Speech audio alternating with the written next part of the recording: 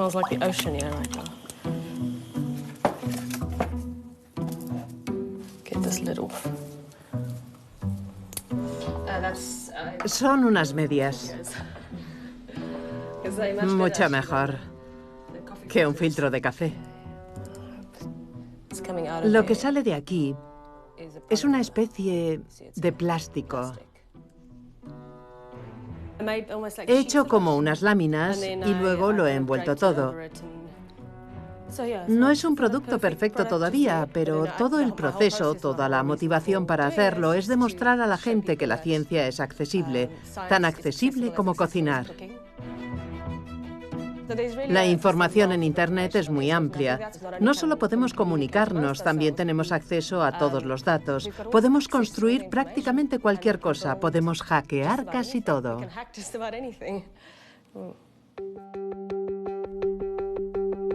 Internet ha cambiado nuestra relación con el conocimiento. A través de las redes informáticas podemos acceder a información cada vez más diversa y compartir intereses con otros usuarios, ya estén en un edificio contiguo o al otro lado del mundo. Esta globalización del conocimiento permite a los entusiastas colaborar en proyectos independientes. Se llaman a sí mismos hackers, aunque sus habilidades en algunos casos no tengan ninguna relación con los ordenadores. Un hacker es alguien que usa un sistema de una manera para la cual no ha sido originalmente concebido. Para mí, un hacker es una persona que no se conforma con que le digan cómo funciona un objeto o un sistema u otra cosa y prefiere crearlo ella misma. El objetivo común es pasar del manual de instrucciones.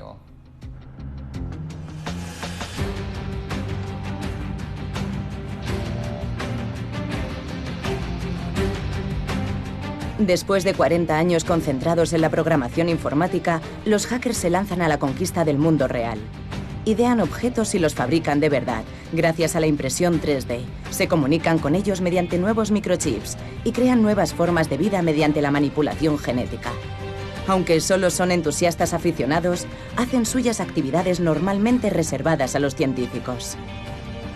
Gracias a estas personas, los descubrimientos del futuro bien podrían venir de instituciones no tradicionales, como los hackerespacios o los laboratorios de ciencia ciudadana. ¿Quiénes son estos entusiastas conectados que se autodenominan makers, biohackers y nova hackers? ¿Qué filosofía comparten? ¿Cómo están revolucionando la investigación científica? ¿Su independencia supone un riesgo o una increíble oportunidad para el desarrollo de la humanidad?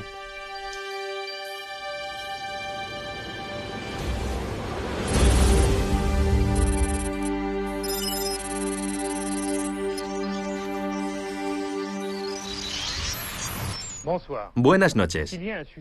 Si hay algo de lo que puede decirse que solo es cuestión de tiempo, es de los avances en el mundo de los ordenadores. Gracias a ellos, o a causa de ellos, la sociedad está cambiando a toda velocidad. Los ordenadores no son nuevos, pero, hasta hace bien poco, no estaban al alcance de todos.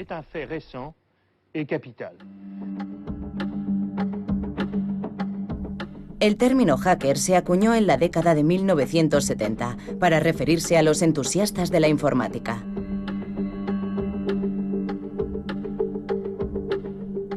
Estudiantes e investigadores de las principales universidades estadounidenses escribieron, corrigieron y recopilaron líneas de código que fueron el origen de los primeros programas informáticos. Eric Raymond es uno de aquellos primeros hackers. Participó en la gran aventura informática desde su casa en Pensilvania. En colaboración con miles más, este autodidacta ha ayudado a escribir parte del software gratuito más famoso del mundo, como el navegador Netscape, que luego pasó a ser Mozilla, y el sistema operativo Linux. Lo que solía pasar era que alguien escribía el programa que fuera y lo ponía en un sitio FTP, y entonces otra persona lo cogía de allí, lo modificaba y enviaba los parches al creador del programa por correo electrónico, los archivos DIF. Era una manera de decir: así es como mi versión difiere de la tuya. Es posible tomar un DIF, aplicarlo a la fuente y obtener una versión parcheada. Así que nos pasábamos las horas muertas lanzándonos archivos DIF cada uno desde su sitio. Para compartir sus resultados, los hackers empezaron a intercambiar información. Primero de ordenador a ordenador y después a través de las líneas telefónicas. Eran los orígenes de una red que recibiría el nombre de Internet. Sus métodos de trabajo usando la corrección mutua fueron adoptados cada vez por más personas. Eric Raymond le puso nombre, código abierto. Se trata de exponer el código fuente del software al mayor número posible de ojos, de puntos de vista diferentes, confiando en que los problemas que contiene se hagan visibles para alguien, no necesariamente la misma persona. Los aficionados pueden hacer algo muy valioso, que es leer tu código desde un ángulo que tal vez no hayas tenido en cuenta. Es posible que ellos conozcan pruebas de resistencia que tú no conoces, pruebas que te permitan descubrir errores que no han aparecido en tu entorno particular de comprobación. Eric Raymond es una estrella entre los hackers. Detrás del funcionamiento de prácticamente todos nuestros teléfonos y ordenadores hay líneas de código que él ha escrito y por las que nunca ha cobrado un céntimo. Si tienes la mente estructurada como la tiene un hacker, programar o diseñar cosas como hacen los hackers es divertido, gratificante, algo que necesitas y en lo que quieres seguir trabajando. Y es incluso más divertido cuando estás conectado a una comunidad que puede darte sus opiniones, que desarrolla tu trabajo si es bueno y lo critica si es malo. Con el auge de Internet, cientos de miles de hackers se han sumado al movimiento. Ellos contribuyen a su vez a la escritura de nuevos programas. Más allá de un trabajo, el código abierto ha pasado a ser sinónimo de transparencia y libertad individual.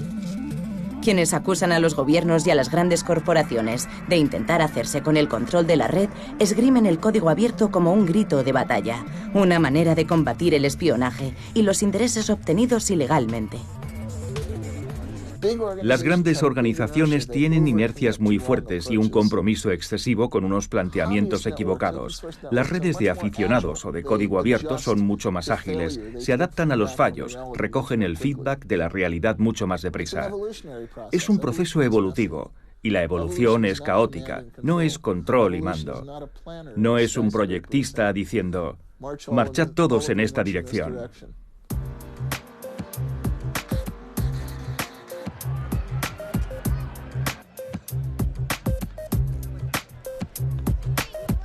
Cada año, la Feria de Makers de Nueva York reúne a una nueva generación de inventores. Llenos de imaginación, estos entusiastas, lejos de trabajar a solas en sus garajes, ahora están conectados entre sí. Se llaman a sí mismos makers. Hemos hecho una nube que se puede controlar con una aplicación web que hemos creado. Puedes presionar el botón y cambiar el color de la nube.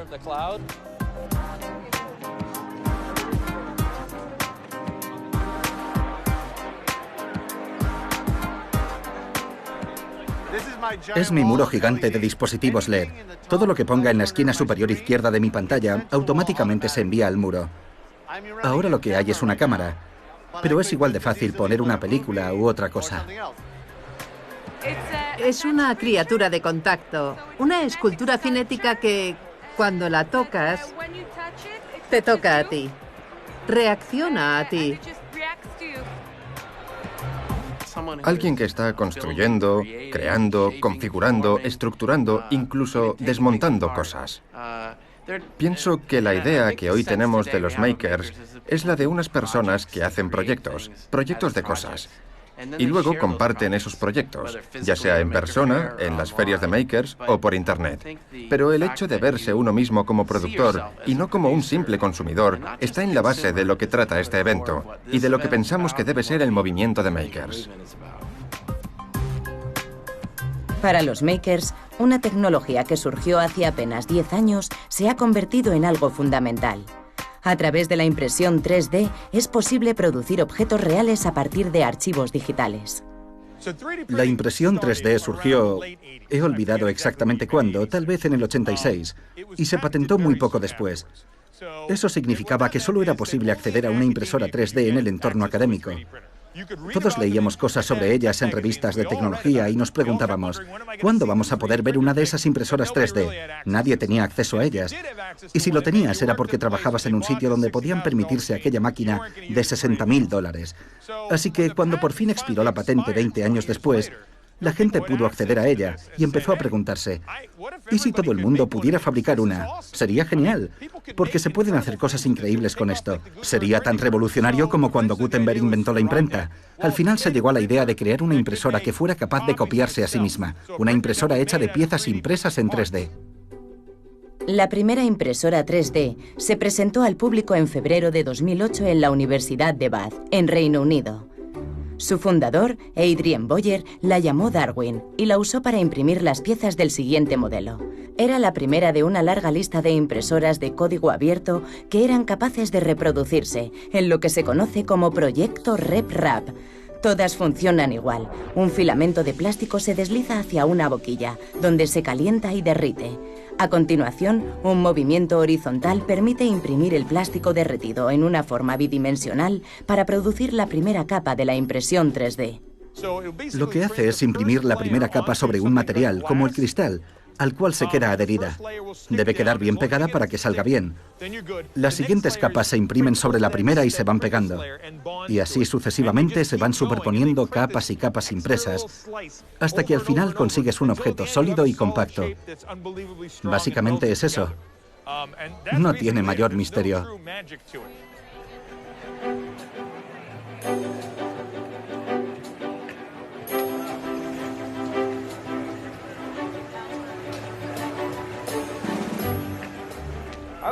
Me sentí muy orgulloso de este ensamblaje, pero su construcción fue muy cara.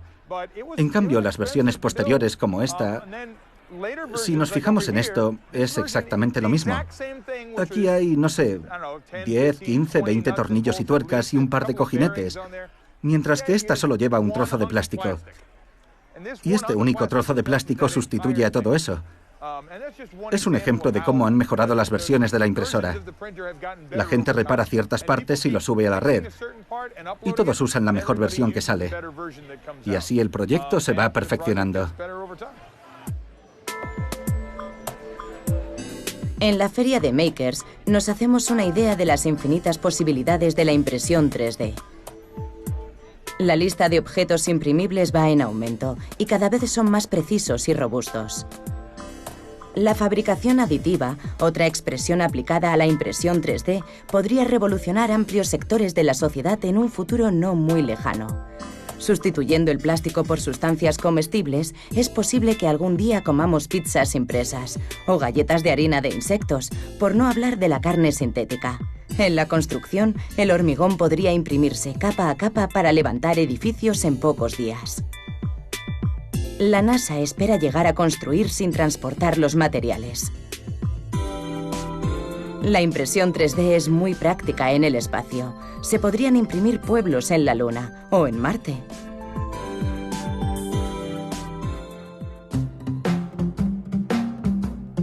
También es muy útil en los países desfavorecidos y las zonas catastróficas.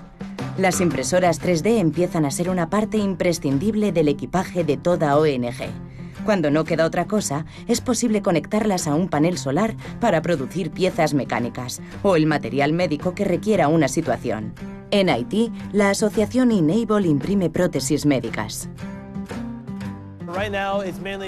Ahora mismo, casi todo tiene que ver con asociaciones que están interesadas en trabajar con organizaciones benéficas en Haití y proporcionarles los materiales y los equipos. Estamos intentando conseguirles unas impresoras a partir de otras y, lo que es más importante, enseñarles a usarlas para que, al final, consigan que sea una operación autosostenible. Enable ya está presente en más de 30 países. Sus prótesis impresas en 3D son 100 veces más baratas que las alternativas médicas. Esta mano fue diseñada para que tuviera un pequeño conector dentro, aquí. Los pacientes con los que empezamos a trabajar no tenían dedos, pero conservaban la palma. Por tanto, podían encajar la palma en esta superficie. Así, al doblar la muñeca, solo doblando la muñeca, se reproduce ese mismo movimiento en los dedos y pueden cerrarlos. Gracias a un modelo que se ajusta y que se puede descargar, muchos miles de niños ya no tienen que esperar a terminar su crecimiento. Es un ejemplo de la eficacia de una tecnología desarrollada por hackers.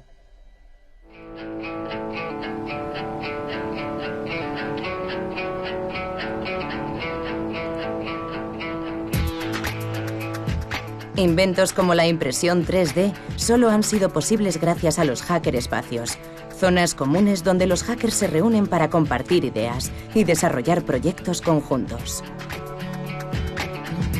Uno de los más conocidos en Estados Unidos es el NIC Resistor y está en Nueva York. Brett Bettis es uno de sus fundadores. Es el Steve Jobs de la impresión 3D. El sitio es tan popular que sus miembros deben ser cooptados para participar y tener las llaves. Sus puertas solo se abren al público unas cuantas horas a la semana. Hackers y makers de toda condición se juntan aquí para intercambiar herramientas y conocimientos. La disciplina de su elección, la electrónica, estaba fuera del alcance de los entusiastas debido a la generación de microchips, los circuitos miniaturizados. Pero ahora, una nueva generación de componentes fáciles de usar permiten a cualquiera fabricar su propio circuito. En Resistor es tal su popularidad que pueden adquirirse en máquinas expendedoras, como bolsas de patatas fritas. Es básicamente nuestro Shenzhen en miniatura. Tenemos un montón de cosas almacenadas. Así, cuando estamos inmersos en un proyecto, si de pronto necesitamos un tipo concreto de condensador o resistencia, en lugar de pararlo todo para hacer un pedido a alguna empresa del otro lado del mundo y esperar a que llegue el envío, tenemos una colección gigantesca de piezas y componentes sueltos que pueden servirnos para el proyecto que tenemos entre manos. Hay de todo: servomotores, resistencias, condensadores, componentes más pequeños y más cosas. David Huerta tiene 31 años. Desarrollador informático de día y hacker de noche. Es miembro de Resistor desde hace 5 años. Viene aquí casi todas las noches para trabajar en proyectos que están a medio camino entre la programación y la electrónica. Los componentes que usa, circuitos programables llamados microcontroladores, no requieren una formación especial. Solo hay que conectarlos a un ordenador. Este dispositivo LED está conectado a Panther 10. Y Panther 10, desde el primer momento, activa la salida. En lugar de una entrada, que sería para un sensor u otra clase de dispositivo que admita una entrada, lo que esto dice es: envía los electrones por ahí, en lugar de esperar su llegada.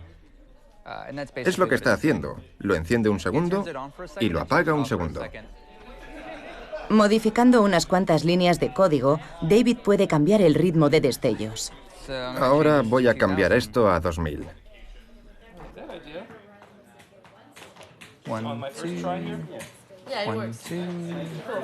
Si no tuviera la posibilidad de cambiar esto de aquí, tendría que sustituirlo por otra cosa. Una pieza de hardware, claro. Pero como esto podrían ser muchos componentes diferentes, puedo programarlo. Bueno, no muchos componentes, pero puedo hacer que haga muchas cosas. Y solo necesito uno al que pueda cambiar el código y después hacer que se mantenga igual, mientras el código hace todo el trabajo pesado. Los microcontroladores son mini ordenadores equipados con un número variable de entradas y salidas. En cada entrada puede conectarse un sensor. Puede ser un detector de movimiento, un micrófono o un dispositivo GPS. A continuación, sus datos se transmiten al procesador del microcontrolador, que los convierte en datos digitales. Gracias a su programa informático, interpreta estos datos y responde de manera adecuada a través de una de sus salidas. Puede activarse con un movimiento, un parpadeo luminoso o un sonido, o las tres cosas a la vez. Las posibilidades de programación son ilimitadas. En esta ocasión, los makers han conectado un sensor de temperatura a su microcontrolador. Con solo presionar el dedo, los datos registrados varían en tiempo real. Hay un montón de posibilidades. Sí, se puede desplegar en una pantalla. Como cualquier presentación de datos, con temperatura, tiempo y cosas así. Puedes hacerte uno a tu gusto, básicamente. Si tienes un tazón de café, puedes ponerlo en el fondo y saber a qué temperatura está el café.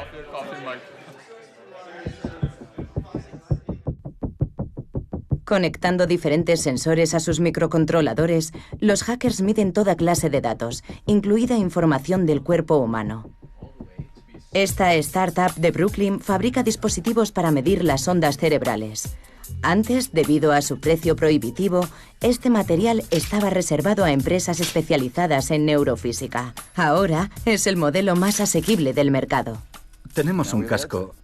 Y por una buena razón, es un casco imprimible. Una vez que hemos separado el casco del soporte, ya podemos poner este nódulo en su sitio. Lo enroscamos así y ya está. Así de fácil. Conor Russomano y su socio no son neurofísicos. Uno es ingeniero técnico y el otro es artista. Se apoyan en una comunidad online de cientos de neurohackers entusiastas de la neurofísica que, además de aportar fondos, contribuyeron con programación informática y diseño de productos. La idea de las tiras de sujeción, que sirven para asegurar el cableado, fue una idea que yo descubrí aquí. Y ahora ponemos tiras de sujeción en todos nuestros equipos, porque es lo lógico.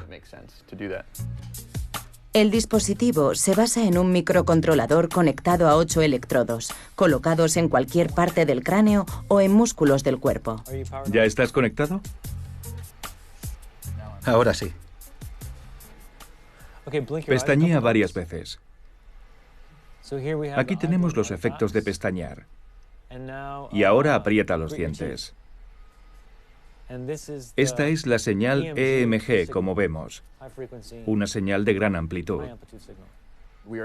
Podemos medir las señales eléctricas del cerebro, las de los músculos y las del corazón. Básicamente, las ondas de electricidad que nuestro sistema nervioso estrella contra nuestro organismo, las podemos muestrear desde diferentes posiciones y comprobar el cambio de voltaje en el tiempo y los patrones de ondas que surgen. Venga, podemos hacerlo. Ahí está. Muy bien. Cuando cierras los ojos, tu lóbulo occipital no tiene nada que ver porque no recibe energía y por tanto entra en una especie de letargo. Y en ese estado de reposo emite a 10 hercios. ¿Lo ves? Esto es una onda alfa. Preciosa. Los progresos en el conocimiento del cerebro podrían permitirnos algo más que poner en movimiento un pequeño helicóptero. Víctimas de derrames cerebrales y personas con discapacidades físicas ya están probando diferentes modelos de cascos con la esperanza de recuperar la movilidad perdida. El área de investigación más prometedora es la corteza motora. Es la parte del cerebro situada entre los oídos que se encarga de los movimientos del cuerpo. Cada zona tiene terminaciones nerviosas conectadas con su órgano correspondiente. Cuando queremos mover los brazos, la zona responsable del brazo envía una señal eléctrica que se transmite al músculo correspondiente. De igual modo, para mover los dedos, la zona de las manos transmite señales. Los avances en la investigación neurofísica están afinando nuestro conocimiento de la corteza motora. Es posible que en el futuro seamos capaces de interactuar con las máquinas. Un ejemplo del sistema de clasificación de la corteza motora sería conectar la mano derecha, la mano izquierda y ambos pies con 3 salidas diferentes a un controlador, que puede ser un controlador virtual o un dispositivo material. Es posible que en un futuro próximo o a más largo plazo tengamos sistemas que nos permitan comprender mejor la actividad de nuestro cerebro. Ahora no hemos hecho más que empezar a entender las reglas. En esta fase, solo unos pocos neurofísicos son capaces de usar la mente para moverse en un videojuego, utilizando sensores altamente desarrollados. Intento controlar al siguiente bicho usando las ondas cerebrales. Ya se está animando. En sitios web para compartir vídeos, los neurohackers publican sus hallazgos. El control a través de la frecuencia visual, la clasificación de las señales musculares, hasta cómo hackear el brazo de un vecino. Kane coloca electrodos de superficie en el cúbito del antebrazo de Gabriela. Estas lúdicas iniciativas son una prueba de la asombrosa creatividad de los hackers. Aunando sus conocimientos y habilidades de programación, podrían ser los primeros en crear una verdadera interfaz entre los seres humanos y las máquinas.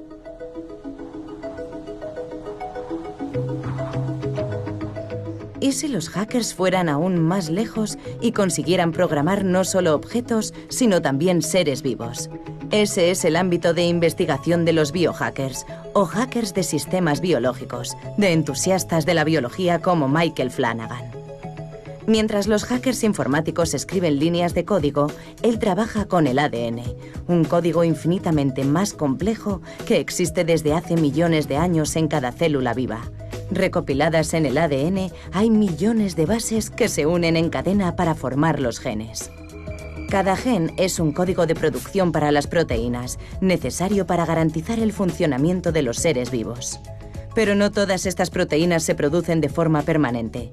Cada gen va precedido de uno o varios promotores, secuencias de ADN que son reconocidas por organismos celulares solo si se dan las condiciones adecuadas para la producción de la proteína, y por tanto, deciden si el gen va a ser expresado o no por la célula. Puede ser temperatura, grados de iluminación o equilibrio químico. Este código permite que células con el mismo ADN produzcan proteínas diferentes en función de sus necesidades y del entorno. Gracias a los últimos avances en el campo de la manipulación genética, aislar y reproducir secuencias de ADN es ya una tarea que no reviste complicaciones. A partir de ahí, es solo cuestión de recombinarlas para crear nuevos genes. De este modo, Michael Flanagan espera poder vincular promotores con genes de su elección para crear bacterias que produzcan proteínas según se necesite. Voy a explicaros lo que estoy haciendo. Aquí tengo una cadena de ADN ascendente que voy a llamar U.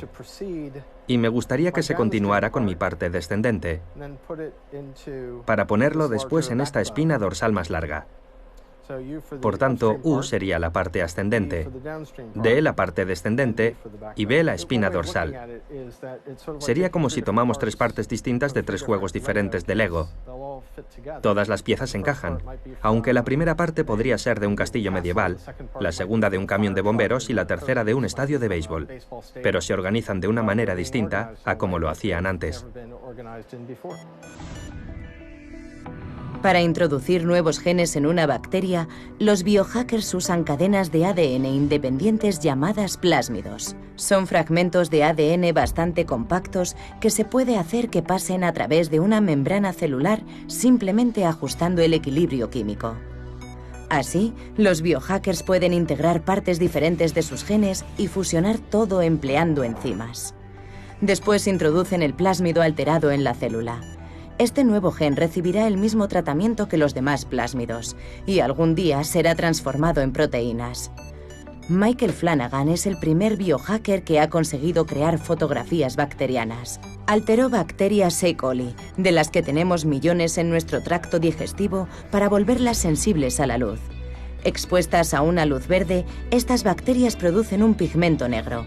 Al cabo de unas horas, crean el equivalente a una fotografía en una placa de Petri. Tomamos los genes por su sensibilidad a la luz. Y estos proceden de cianobacterias. Bacterias que flotan en la superficie de los lagos esperando a que salga el sol. Por tanto, empezó con esta clase única de bacteria. Ahora vamos a ponerlo en una bacteria totalmente diferente. Y al ponerlo en una bacteria diferente, tenemos la oportunidad de hacer que realice funciones distintas a las de antes. Ahora detecta la presencia de esta luz, con esta longitud de onda concreta, y es como si dijera, hay una luz brillando sobre mí. Necesito expresarlo en determinado gen. Necesito fabricar esta proteína concreta. Y finalmente desembocó en el experimento de las bacterias fotográficas. Cuando fabrica este tipo concreto de proteína, el medio en el que se desenvuelve esta bacteria empieza a morir y produce un pigmento negro. Y este pigmento negro es lo que terminamos viendo en la imagen final que aparece en las placas de cultivos bacterianos. La fotografía bacteriana solo es la primera etapa. Modificando genéticamente células de levadura, los biohackers ya saben fabricar aromas como el de la vainilla o moléculas psicoactivas como el THC, presente en el cannabis. En lugar de tener que cultivar hectáreas y hectáreas, pronto seremos capaces de producir a demanda estas preciadas moléculas programando genéticamente unas cuantas células. El laboratorio donde trabaja Michael Flanagan está situado en pleno centro de Brooklyn.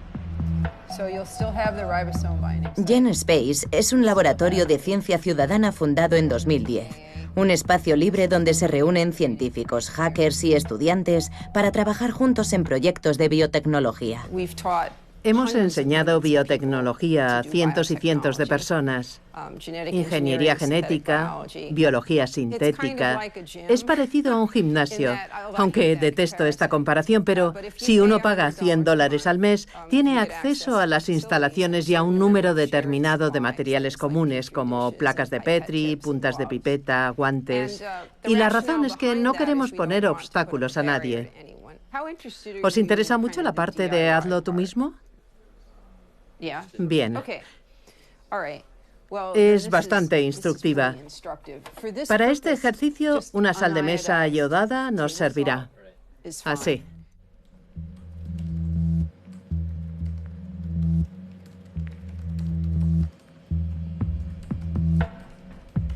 Michael Flanagan carece de formación en genética. Es ingeniero técnico con un periodo de servicio en la NASA. Debe sus conocimientos de biología a los foros y sitios web de biohackers, en los que está disponible el genoma completo de las bacterias E. coli. Cualquiera puede investigar entre los 4,6 millones de bases y luego ordenar la secuencia que sea.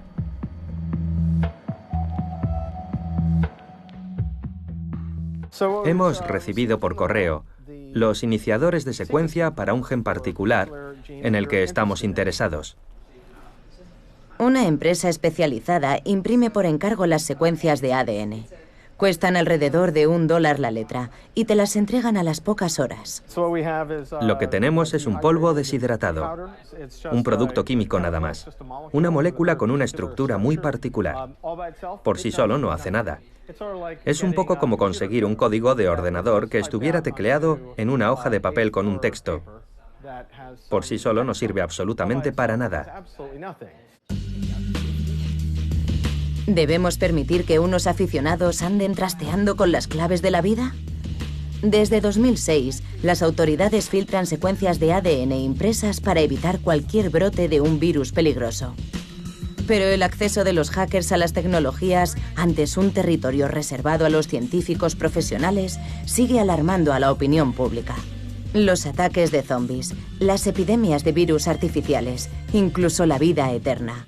Cosas que antes pertenecían al ámbito de la ciencia ficción, hoy parecen casi posibles. En noviembre de 2015, una biohacker estadounidense causó un gran revuelo en los foros especializados de Internet al afirmar que se había inyectado un virus modificado genéticamente en el extranjero, contradiciendo la opinión de los expertos que consideran que semejante operación es imposible. La naturaleza es el bioterrorista por excelencia. La naturaleza siempre está experimentando, probando cosas, y de todos esos millones de formas de vida microbiana, solo un puñado han resultado ser muy peligrosas, como el ébola. Por tanto, la idea de que tú puedas crear así sin más algo diferente y convertirlo en arma, que también es un mundo, ¿cómo vas a conseguir que haga estragos? ¿Dónde lo pones? Es prácticamente una misión imposible. Considerando que han sido poquísimos los intentos de esa clase que se han hecho para hacer algo así, desde luego necesitas más conocimientos que los que se imparten en una clase de GenSpace. Además, corres el peligro de infectarte con lo que quiera que estés trabajando, a menos que dispongas de unas instalaciones adecuadas, que por cierto no tenemos. Estamos en nivel 1 de bioseguridad. Ni siquiera disponemos de una cabina de nivel 2 con el sistema adecuado de ventilación para proteger al operador. En Internet se llaman hackers de sombrero negro a los hackers malévolos, que a menudo actúan en solitario. En el mundo real, el movimiento de los makers genera sus propios sombreros negros.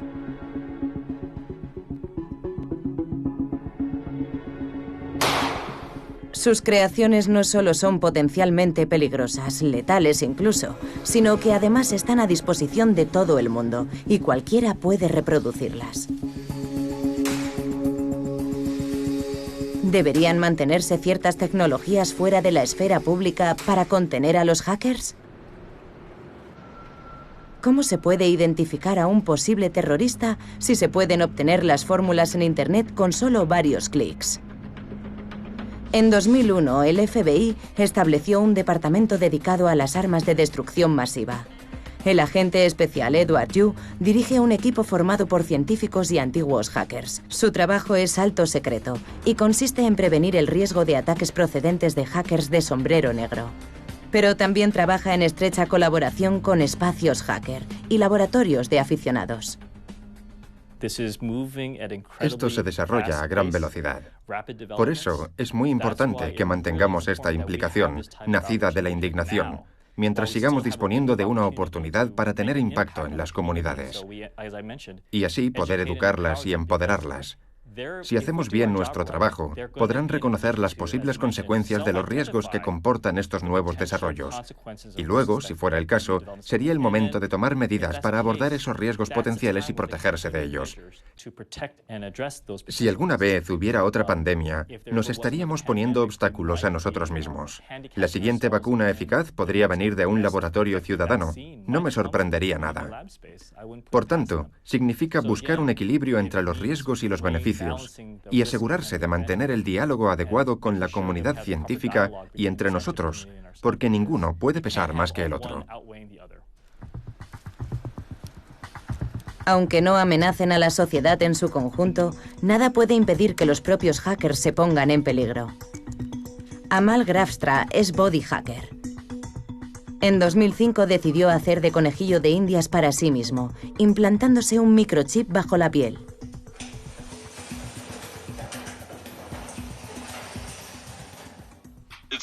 Está justo ahí. Y si lo presiono hacia afuera se puede ver.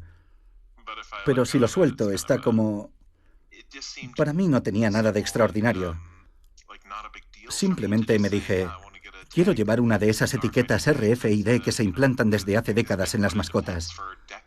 Quiero llevar una en la mano y poder abrir puertas y cosas así. En ningún momento lo vi como algo escandaloso. La tecnología de identificación por radiofrecuencia RFID fue concebida para rastrear ganado o contenedores. Es un simple código de barras electrónico reconocido por sensores preprogramados. Cada vez más hackers usan esta clase de chip para evitar la entrada de intrusos en sus ordenadores. Los chips garantizan que solo ellos pueden conectarse. Ya se implantan marcapasos en el pecho, estimuladores cerebrales en la cabeza y bombas de insulina en la espalda. Eso ya sería un verdadero cyborg, ¿no? Es como si dijeras, muy bien, pon esto aquí. Lo que hace falta es evolución social. Pienso que si el tiempo y la historia tienen algo que decir al respecto, seguramente es lo más importante que está sucediendo ahora mismo. La quiebra del miedo social, de los estereotipos y la aprensión de la sociedad respecto a esta clase de tecnología.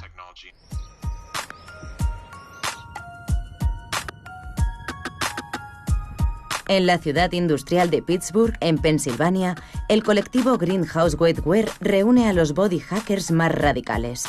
Se identifican con el movimiento transhumanista, cuyos adeptos consideran que la humanidad es capaz de dirigir su propia evolución. En su tiempo libre, aproximadamente una docena de hackers se reúnen en un laboratorio prohibido para las cámaras. 2 de ellos aceptan reunirse con nosotros. Ahí la tenéis. Se llama Estrella del Norte. Y tiene este aspecto, sin encapsular. Es la placa de circuito que tenemos para hacer todas las pruebas con la Estrella del Norte, para demostrar que podemos encapsular e implantar en personas una placa de circuito, un circuito impreso alimentado por batería, sin que pase nada malo. Los implantes de circuitos bajo la piel abren todo un abanico de posibilidades para los body hackers. Añadiendo sensores programables, pronto serán capaces de recibir mensajes en Morse o de operar maquinaria por control remoto. Se convertirán en seres humanos mejorados, con más de 5 sentidos. Ya se han realizado varios ensayos. Usando visión infrarroja, por ejemplo, este implante permite una vigilancia constante de los niveles sanguíneos. Puedes ponerte un implante magnético y es un flipe cuando coges un clip, o un tapón y vacilas a tus amigos, pero es mucho más que eso. Te permite sentir los campos electromagnéticos, y eso me parece expandir las capacidades del ser humano. Ahora solo podemos ver ciertas ondas luminosas, pero si pudiéramos ver en ultravioletas, o infrarrojos, o rayos X, o rayos gamma, podríamos ver todo lo que nos falta. El implante magnético de Greenhouse no es más que un divertido invento, pero es el primer paso para mostrar a la gente cuánto se están perdiendo. Para el movimiento transhumanista, el ser humano potenciado es solo el primer paso. Su máxima aspiración cuesta tomarla en serio, alcanzar algún día la inmortalidad. Hacemos esto abiertamente en algunos foros en los que participamos y lo publicamos en nuestro sitio web para que quien quiera tenga acceso a esta información y la aproveche en sus proyectos o la desarrolle o le sirva para impulsar sus propias innovaciones. Nos encantaría que la comunidad de científicos, ciudadanos y hackers la tomara y creara algo nuevo que no se nos haya ocurrido a nosotros. Greenhouse aspira a crear un órgano artificial que impida que el corazón, el hígado o los riñones se deterioren, o que permita la transmisión de conciencia del cerebro a un sistema digital. Y así podremos adquirir la inmortalidad. Son grandes beneficios y grandes cosas las que investigamos. Y me da igual quién lo consiga. Si todo este material lo ponemos en código abierto y decimos, estamos trabajando con el corazón, eso es compartir información y ayudar a la humanidad a tener un corazón sano. No me importa si alguien se saca $1 millón. Lo que busco es ese corazón sano.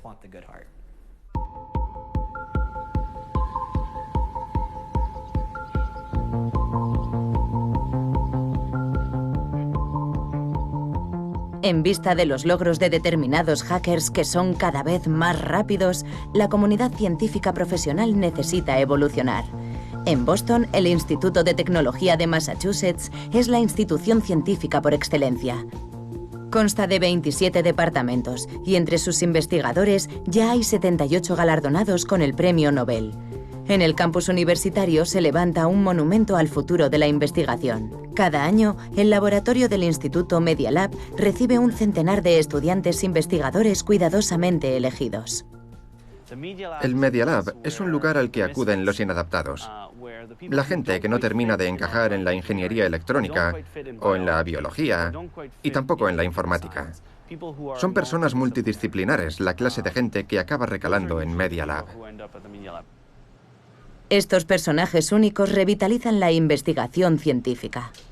Cada vez hay más información disponible en Internet, y eso no existía antes. Tradicionalmente, la ciencia se hace a través de las revistas profesionales arbitradas. Ahora tenemos cada vez más publicaciones de acceso abierto, y la gente se salta todo el proceso. ¿Sabes qué? Mira lo que he hecho. Ahora tú puedes desarrollarlo, hacer algo nuevo. Y eso acelera el ritmo de investigación. Este planteamiento abierto, el enfoque de compartir la información que se asocia tradicionalmente a estos hackers y personas con múltiples recursos, es lo que podemos considerar realmente nuevo en todo esto.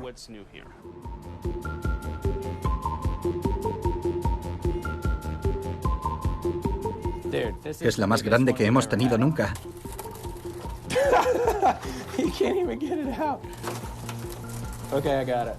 El ordenador de alimentos es uno de los últimos inventos de Media Lab. Parece un invernadero normal, pero en el futuro podría revolucionar la agricultura al optimizar el crecimiento de las plantas para garantizar una producción perfecta sin necesidad de fertilizantes. Cada planta está conectada a Internet a través de microcontroladores con sensores. Cuando una planta está creciendo, se lleva un registro mediante un sensor. Tanto CO2, tanta luz y todo eso. Y se agrupan todos esos datos en lo que llamamos fórmula digital de la planta. Por tanto, este pimiento está respaldado por datos. Y creo que esta clase de ciencia debe ser abierta. Es una ciencia que no puede ser propiedad de nadie. Es la ciencia de la vida. Este es el primer algodón hidropónico del mundo. Comprueba la expresión de este algodón. Aquí. Mira.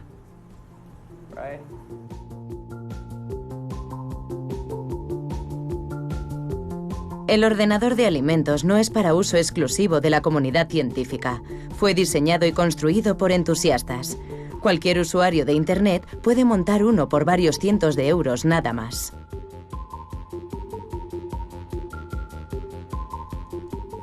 Dentro de 3 años, imagino que habrá muchos más.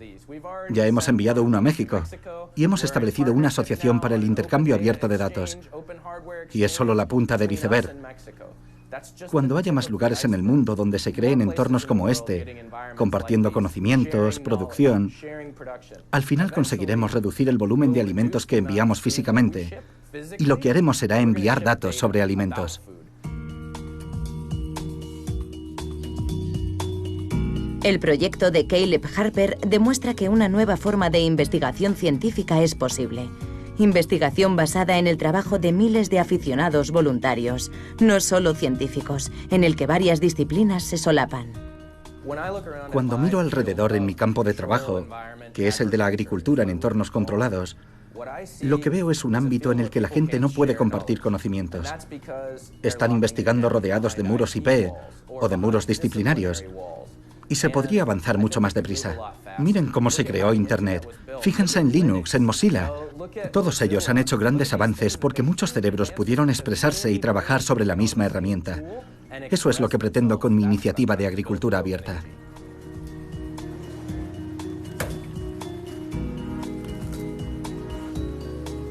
Y está buena.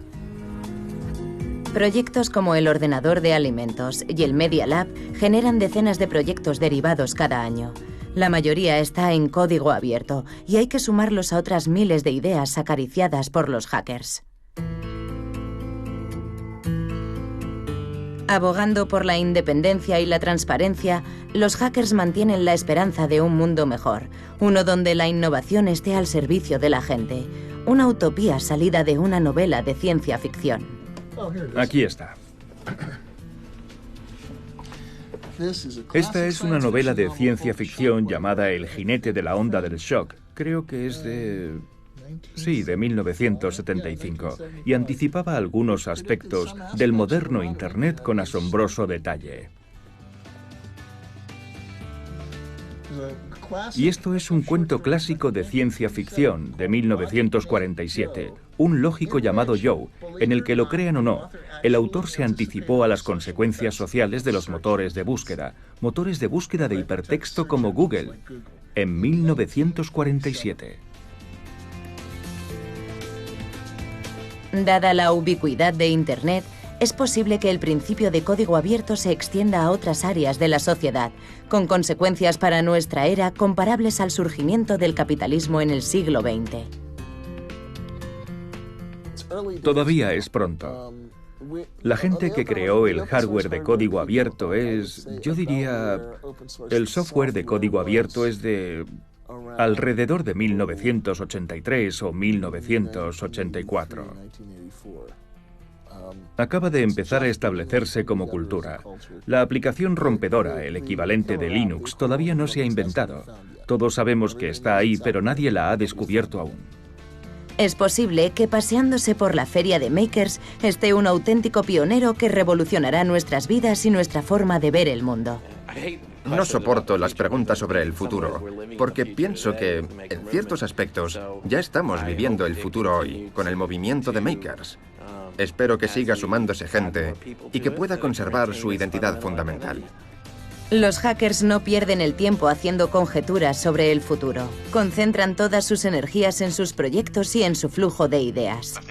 Pienso que el concepto de lo que es posible para el público, frente a alguien que está trabajando en el espacio, es la parte que me resulta más interesante de los biohackers.